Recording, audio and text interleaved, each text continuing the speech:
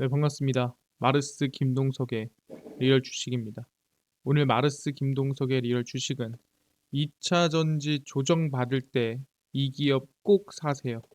4개 호재가 겹쳤습니다. 최근 에코프로 급락이 나와주고 있을 때 꼭 사야 되는 기업 오늘 알려드리니까 영상 끝까지 꼭 시청하시길 바라겠습니다. 그 이전에 저희 마르스 김동석의 리얼 주식 유튜브가 여러분들의 사랑으로 빠른 성장 나오고 있습니다. 현재 구독자 74,400명이고 8만 명을 향해 달려가고 있습니다.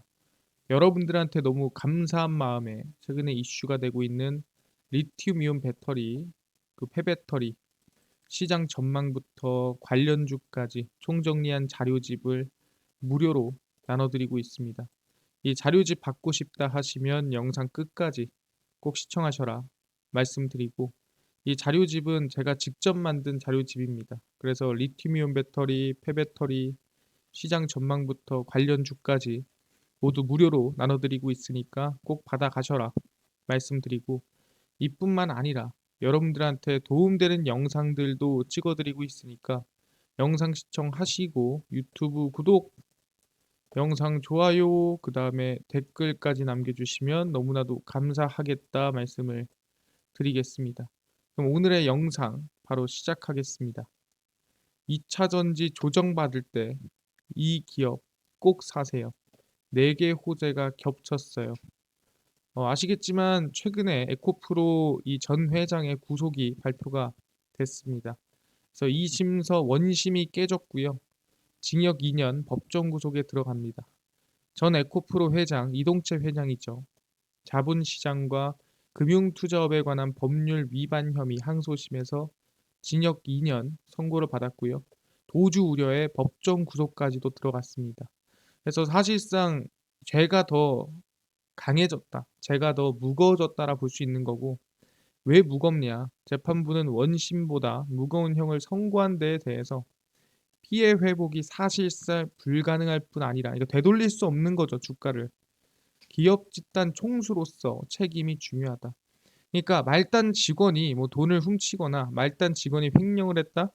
오케이, 직원이니까 사실상 죄는 죄지만 그렇다고 엄청 무겁게 잡을 수는 없지만, 이 기업 집단의 대장으로서 지금 잘 아실 분이 그게 문제다라고 얘기를 하는 거죠. 사전에 철저히 지휘 감독했다면 주요 임직원들이 사전에 예방을 할 수 있었다는 점을 비난할 가능성이 매우 크다. 그러니까 미리 잡을 수 있지 않았냐. 근데 이거 안 잡았으면 문제 아니야? 라고 얘기를 하는 거고요. 피고인의 지위나 범죄의 중대성, 책임에 비해 1심 처벌이 가벼워 부당하다라고 설명했습니다. 그러니까 회장님이라는 거, 그리고 이 범죄가 얼마나 무거운 범죄라는 거. 근데 회장님이 이런 범죄를 저질렀다라는 거에 대한 책임이 상당히 큰데 1심 처벌이 너무 가벼워 2심에 구속과 징역 2년을 동시에 때렸습니다. 라고 설명을 하는 거죠. 아, 그렇구나. 그래서 아시겠지만 이 이슈가 나오고 나서 에코프로 BM이 전체적으로 급락하는 모습을 보였습니다. 그럼 여기서 중요한 거. 2차 전지가 전체적으로 밀리고 있는데 그 안에서 우리가 매수해야 될 종목이 있다면은 어떤 종목이냐? 오히려 이렇게 하락할 때 사야 되는 종목이 있다면 어떤 종목이냐? 지금 바로 공개하겠습니다. 집중하시고 배워가시면 될 것 같고요. 일단 최근에 이 대중국 투자심사법이 발의가 됐습니다. 이게 뭔 소리냐? 미국 하원에서 미국 기업의 핵심 산업 대중국 투자심사법 발의, 간단하게 얘기하면 중국 투자할 때 마음대로 하지 말고 심사받고 투자해라. 이젠 투자도 마음대로 못해라는 거죠. 미국 기업이 반도체와 AI 등 첨단 기술 분야에서 중국에 투자할 경우 정부 승인을 받도록 하는 법안이 미국 연방 하원에서 발의가 됐습니다. 이제 중국에 투자할 때는 무조건 허락을 맡으세요란 뜻이고요. 미국의 핵심 공급망이 중국과 러시아 등 적대국으로 이전되는 것을 막기 위해 해외 투자에 대한 범정부 심사 절차가 마련이 되게 됩니다. 그래서 어떤 심사를 거치냐? 예를 들어 미국 기업이 개인이 중국, 러시아, 이란, 북한 등 우려국의 핵심 산업에 투자할 경우 90일 전에 위원회에 보고해야 됩니다. 그러니까 투자를 하려고 하면은 3달 전부터 허락을 맡아야 돼요. "나 투자해도 됩니까?" 라고 물어보겠죠. 그럼 위원회는 해외 투자가 국가 안보에 위협이 된다고 판단하면 대통령에게 이 투자를 막거나 완화할 조치를 권고를 합니다. 그러니까 "너 만약에 이거 투자하는 거 자체가 나라에 위협이 되면은 너 투자하지 마. 절대 안 돼." 결론은 뭐예요? 예, 중국에다가 돈 갖다 바치지 말라는 소리죠. 아니 지금 자국의 돈을 써도 모자랄 판에 왜 그 돈을 러시아, 중국에다가 돈을 갖다 바치고 있냐. 그 쓸 돈 있으면 미국에다 써라 라고 얘기하는 거죠. 그러니까 중국을 압박하기 위한 법안이다라고 생각하시면 될 것 같습니다. 근데 이뿐만 아니죠. 그러니까 왜 심사를 하냐 이거예요. 왜 굳이 투자하는데 심사까지 하냐. 이거는 솔직히 그냥 중국을 죽이겠다. 뭐 그런 의도밖에 없는 거 아닙니까? 그래서 이유를 한번 찾아봤습니다. 그러니까 이유가 이런 거죠. 중국 기업 감사에 결함이 있더라. 그러니까 중국 기업은 우리가 믿을 수 없어. 근데 그런 기업에 그냥 나라의 심사 없이 투자하는 게 말이 돼? 우리가 막아줄게. 이런 거죠. 미국의 규제 당국이 중국 기업 감사 결과에 큰 결함이 있다. 라고 얘기를 했습니다. 미국 증시에 상장된 중국 기업에 대한 감사 결과가 공개가 됐지만 중국에서 시행된 감사 결과를 신뢰할 수 없는 수준이다라고 우려를 하고 있습니다. 이게 뭔 소리냐? 미국의 상장기업 회계감독위원회는 뉴욕 증시에 상장된 중국 기업에 대한 감사 결과를 두고 중대한 결함이 있다라고 발견했습니다. 그러니까 감사를 한 번 더 한 거죠. 중국에서 한 거를 한번 보니까 아니 얘네들 문제가 큰 걸, 문제가 있는 걸이라고 얘기를 하는 겁니다. 감사 결과에 결함이 너무 큰 탓에 사실상 감사인이 재무제표의 신뢰도를 입증할 근거를 제시하지 못했다. 그러니까 중국에서 이 감사를 하긴 했는데 이 감사 결과가 진짜 맞아요. 이 감사 결과가 문제가 없습니다를 입증할 방법이 없다라는 거예요. 왜? 너무 결함이 커서 이 결함에 대한 증거가 없다라는 거예요. 이 결함을 해결할 수 있는 진짜 이거 만약에 우리가 잘못한 게 아니고요. 진짜 이런 거예요. 라고 변명할 거리가 없더라. 그러니까 이거는 신뢰도가 너무 떨어지는 걸 이라고 미국이 설명을 하는 겁니다. 그래서 이번 발표로 인해 중국 기업 투자에 대한 리스크가 커졌습니다. 그러니까 이렇게나 결함이 큰데 야, 너네가 그냥 투자한다고 투자를 해? 안 된다. 그러니까 나라의 심사를 막고 가라. 라고 얘기를 한다라는 거죠. 그럼 얘기하는 게 당연히 중국이 가만히 있겠습니까? 가만히 안 있죠. 중국도 화가 난단 말이에요. 그러다 보니까 한중일 정상회담 나 안 해. 라고 이번에 언급을 한 겁니다. 중국 관영지에서 한국과 일본이 대만 입장 정정 안 하면 나 한중일 정상회담 안 한다 라고 얘기를 했습니다. 한국과 일본이 대만 문제 등에 대한 입장을 바로잡지 않으면 한중일 3국 정상회의가 재개되기 어려울 것이라고 중국 관영 매체가 보도를 했습니다. 그러니까 사실상 지금 중국이 대만을 압박하고 중국이 대만을 괴롭히고 있는데 이거에 대해서 야 중국이 문제야 라고 얘기를 하니까 중국 입장에서 불편한 거죠. 야 너네는 미국이 그렇게 하라고 해서 그렇게 하냐? 야 그럼 나 너네랑 안 놀아 라고 얘기를 한 거죠. 전문가들은 한국과 일본 모두 중국의 핵심 이익인 대만 문제 등에서 중국의 도발적인 태도를 보이고 있습니다. 그러니까 중국이 잘못했다. 중국에 문제가 있다. 야 중국 너네가 잘못하고 있어. 라는 어떻게 보면 적대적인 태도를 보이고 있다 보니까 사실상 이런 태도라 한다면 나도 기분 나빠서 안 하지 하는 겁니다. 한중일 정상회담 뭐 하긴 했나요? 한중일 정상회의는 지금까지 총 8차례 진행이 됐고요. 2019년 12월 딱 코로나가 진행되기 직전에 중국 청두에서 마지막으로 개최되고 코로나 영향으로 중단이 된 상태입니다. 그럼 이제 코로나 거의 마무리됐고 이제는 다시 해야 되는데 순번상 이번 의장국은 한국이기 때문에 코로나19 상황이 해소된 후 처음 개최되는 정상회의는 한국에서 진행이 돼야 됩니다. 근데 뭐다? 야 너네 이런 식으로 나오면은 나도 안 해 라고 얘기를 하는 거죠. 근데 솔직히 정상회의를 안 한다고 해서 뭐 대단한 피해가 있거나 대단한 문제가 생기거나 또 그렇지는 않다라는 거예요. 그럼 진짜 문제는 어디서 나오냐라고 한다면 여기서 나오죠. 바로 중국의 히토류 무기화입니다. 야 너네가 그렇게 나 왕따 시키면 나도 세계를 왕따 시키겠다 라고 얘기합니다. 바로 독점을 하고 있는 자원에 대한 무기화를 하겠다라고 언급을 하는 거죠. 최종 병기, 내가 진짜 이것까지는 안 꺼내려 그랬는데 히토류 카드 꺼낸다. 근데 그냥 히토류가 아닙니다. 미국, 일본의 첨단 반도체 장비 수출 규제 강화 방침에 맞서 중국이 비장의 무기인 히토류 무기화를 꺼냈습니다. 중국 정부가 히토류 자석의 공급망을 통제하기 위해 뭐다? 그냥 히토류가 아닙니다. 히토류 자석의 공급망을 통제하기 위해 제조기술 수출 금지를 추진하고 있는 상태입니다. 이게 뭔가요? 바로 네오디뮴 자석이라고 얘기를 하고요. 이 네오디뮴 자석의 세계 시장 점유율은 중국이 84%, 일본이 15%입니다. 그러니까 중국이 거의 뭐 독점하고 있다라고 볼 수 있는 수준이죠. 그래서 네오디뮴 자석이 뭔데? 전기차와 풍력 발전용 모터 등의 필수적으로, 그러니까 무조건 사용되는 자원이다라고 생각하시면 됩니다. 그러니까 지금은 네오디뮴 자석이 없으면 자동차가 안 굴러간다 생각하시면 돼요. 물론 전기차가 굴러가죠. 하지만 지금의 속도를 낼 수가 없어요. 지금의 속도를 내려면 네오디뮴 자석을 활용을 해야 지금만큼의 속도를 내는 전기차가 사용이 된다라는 거죠. 알겠습니다. 그럼 중국 히토류 무기화가 정말 무섭네요. 84% 독점하고 있는 이 네오디뮴 자석 만약에 못 쓰게 되면 어떡하나요? 라고 물어볼 수 있죠. 근데 누구? 테슬라는 야 니들 마음대로 해라. 야 못 써도 돼. 라고 얘기를 하는 거죠. 왜? 테슬라 입장에서는 히토류에 대해 초격차를 우리가 내겠다라고 얘기를 합니다. 히토류 대신 테슬라가 꺼내든 페라이트입니다. 전기차 모터 판도를 바꾼다는 건데 전기차 업체 선두주자 테슬라가 최근 모터에 들어가는 히토류 대신에 페라이트 소재를 고민하고 있습니다. 그러니까 네오디뮴을 안 쓰고 우리 페라이트를 쓸게.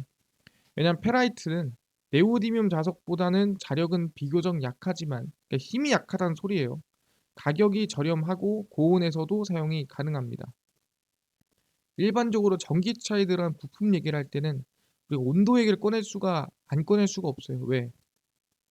전기차 자체가 아시겠지만 달리다 보면은 온도가 말도 안 되게 올라갑니다. 그러다 보니까 고온에서 못 버티면은 차량 안에서 당연히 오류가 나고 오류가 나면은 인명 피해로 번질 수 있기 때문에 무조건 이 고온에서도 버틸 수 있는 게 상당히 중요하다라고 생각할 수가 있다라는 거죠. 그걸 누가? 페라이트가 버티더라. 페라이트 모터는 반값 전기차를 고민하고 있는 테슬라에 원가 절감 혜택도 얹어줄 수 있습니다. 왜냐하면 가격이 저렴하니까. 그러니까 엄청 고급진 전기차가 아니라 중소형, 아까 말씀드린 정말 마티즈 또는 레이 같은 전기차를 한다면 페라이트 쓸 수 있는 거 아니냐. 그럼 써서 전기차 반값으로 내놓을 수 있는 거 아니야? 라고 얘기를 하는 거죠. 그래서 중국 히토류 무기화에서 벗어나기 위한 대안에 집중 모색하고 있는 게 테슬라입니다. 그러니까 야 이거 안 해준다고 우리가 가만히 있을 것 같아? 그럼 다른 거 쓰면 되지. 근데 너무 급격하게 얘기한 게 아닌가요? 라고 하는데 급격하지 않습니다. 원래부터 얘기를 했었어요. 언제부터? 일론 머스크는 히토류 제로를 이미 선언을 했었습니다. 모두 불가능하다 하지만 나는 하겠다라고 얘기를 하는 거죠. 테슬라 파워트레인 사업부 임원 콜린 캠벨은 공급망 문제와 히토류 자석 생산 과정에서 발생하는 오염 때문에 자석을 제거할 것이다. 그러니까 나는 네오디뮴 자석 안 쓸 거야. 다른 거 쓸 거야. 라고 이미 과거에 얘기를 했다라는 거죠. 중국이 압박하기 전부터 자동차 업계에서는 테슬라가 실제로 히토류 없는 그러니까 네오디뮴 자석 또는 히토류 줄인 그러니까 네오디뮴 자석이 조금이라도 덜 들어가는 실험에 어느 정도 성공에 가깝다라고 언급이 된 상태입니다.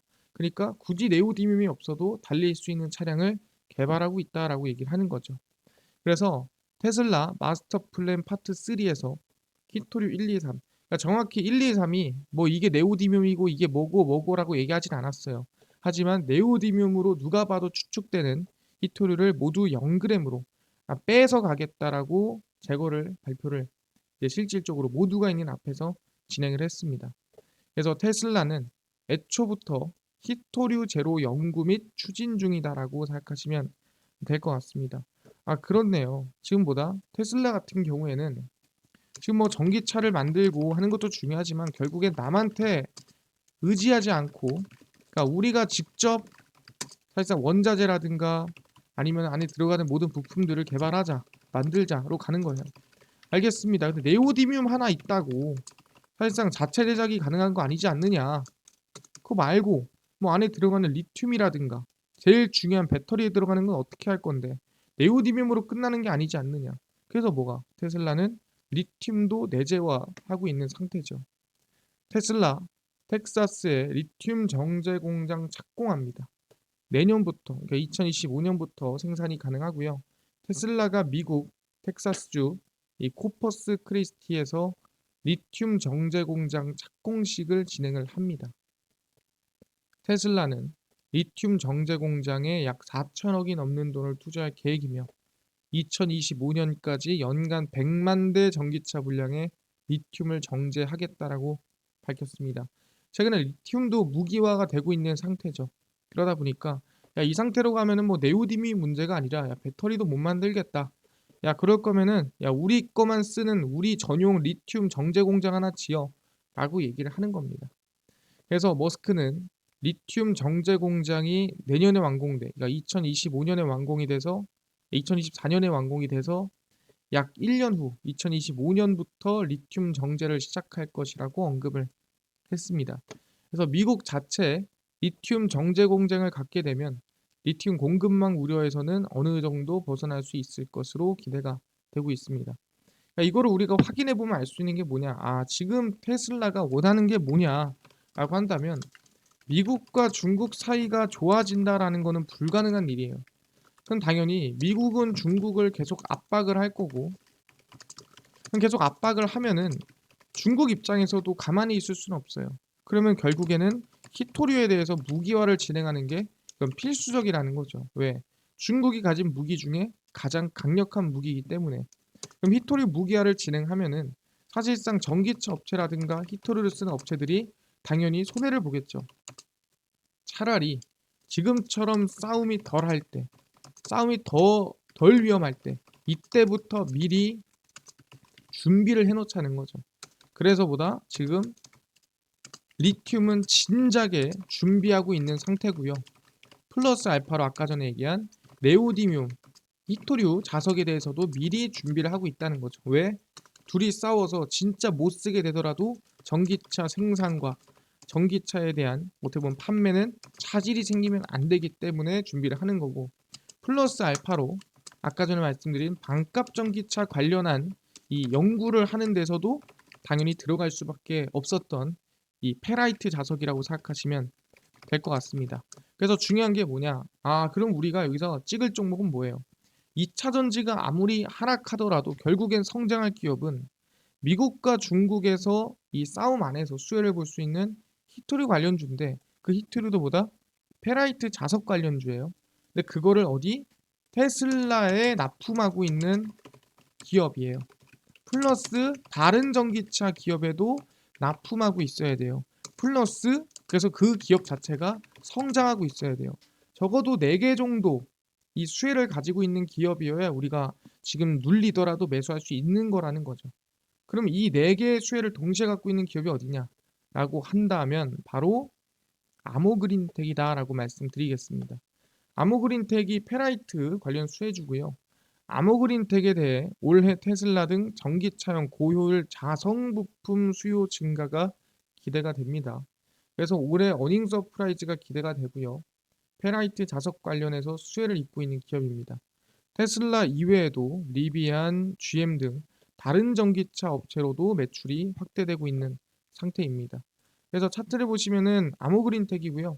뭐 사실상 최근에 주가는 상당히 높다라고 볼 수 있지만 개인적으로는 지금 구간도 나쁘지 않다 생각하거든요. 그래서 2차 전지 관련주들이 밀리더라도 오히려 충분히 이슈가 4개 정도 있기 때문에 긍정적인 흐름으로 볼 수 있는, 물론 지금부터 바로 급등합니다 볼 수는 없지만 안정적인 우상향 상승을 볼 수 있을 만한 기업 중 하나다 말씀을 드리겠습니다. 알겠습니다. 그래서 아까 얘기한 대로 이 4개 이슈가 동시에 겹쳐져 있는 기업은 아모그린텍이다라고 볼 수 있는데, 여기서 추가적으로 하나만 더 얘기를 하자면 아무리 외국인이 2차 전지를 팔아도 지금 이제 이 아모그린텍 같은 경우에는 오히려 외국인이 순매수를 하고 있는 모습을 확인할 수가 있습니다. 2차 전지가 급락할 때 오히려 매수를 하고 있는 기업이구나. 이렇게 생각하시면 될 것 같고요. 알겠습니다. 그래서 아모그린텍 관심 가지는데 아까 전에 리튬이온 배터리, 폐배터리 시장 전망부터 관련주까지 총정리한 자료집을 무료로 나눠준다고 하셨는데 100% 어디서 받을 수 있나요? 물어보신 분들이 있고요. 당일 급등이 예상되는 단타 종목을 매일 무료로 좀 나눠주세요. 또는 장 시작 전에 급등이 예상되는 뉴스라든가 시황을 좀 무료로 좀 정리해 주시고 테마주라든가 매매법 강의를 좀 무료로 좀 나눠주세요 하시는 분들이 있어서 김동석 대표가 100% 무료로 나눠드리고 있습니다.